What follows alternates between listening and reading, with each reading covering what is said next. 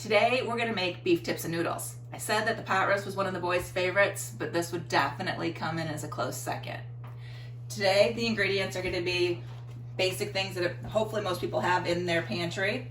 Onion soup mix, Worcestershire sauce. This is a beef flavored base, like the chicken that I showed you the other day. It's just like a beef consomme or a beef bouillon cube.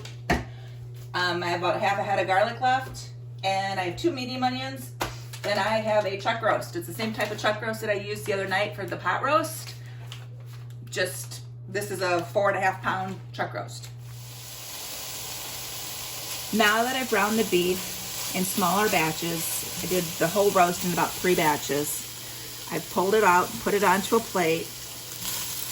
I'm going to take the onions and the garlic, once I get this all out, and I'll put that into the Dutch oven. I'm going to saute it, and while I'm sauteing it, all of the bits of goodness from the pan will come off and turn the onions brown. Oops, lost a piece. Now I'll add the onions.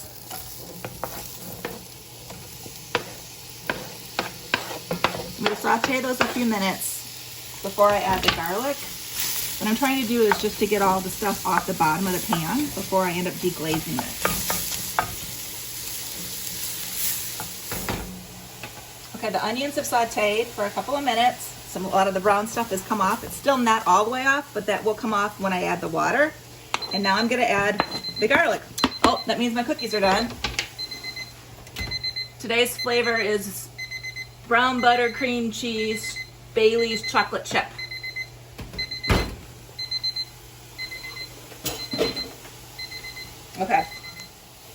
Okay, you can see at the bottom of the pan has a lot of this stuff still on it. So I'm going to take some water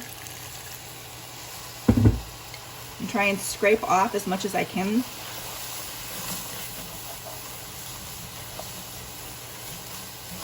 You don't want anything to be on the bottom that would cause it to burn as it's simmering.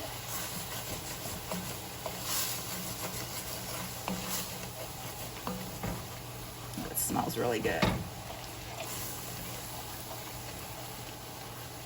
Okay, I'm gonna add 5 cups of regular water.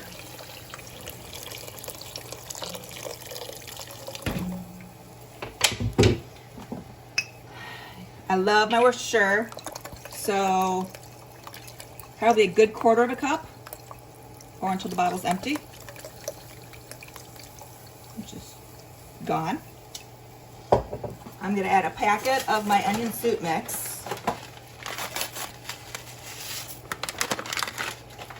And I'll add my beef base. A teaspoon of this is supposed to go for every cup of water, but because I've added the onion soup mix, I'm not going to need to add that much. It just is going to give it another layer of the flavor. This is why I don't add any salt, because this has a lot of sodium in it already. Give it a stir, and then I'll add the meat back into it.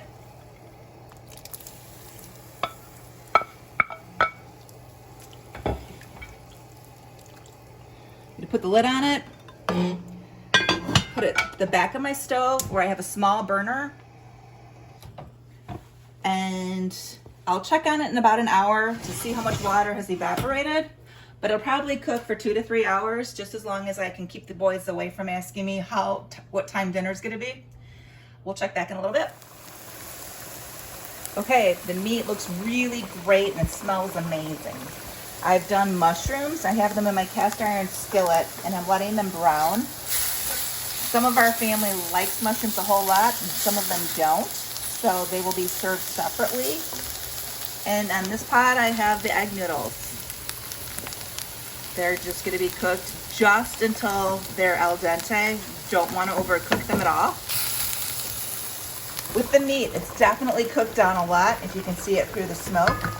I'm going to do the same thing that I did when I had my pot roast, and I've taken a 1/4 cup of butter and a 1/4 cup of flour. I've mixed it together and made a paste, and I will add that to it, and that will stir into it and then thicken the gravy. By adding the butter to the flour, it makes it that you don't have any lumps. Nobody wants lumps in their beef tips.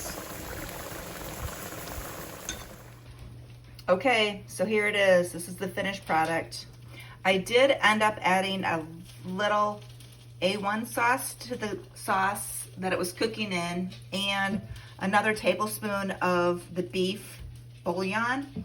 It just didn't have enough zip, but the meat has cooked now for about 2.5 hours, and it's totally tender and amazing.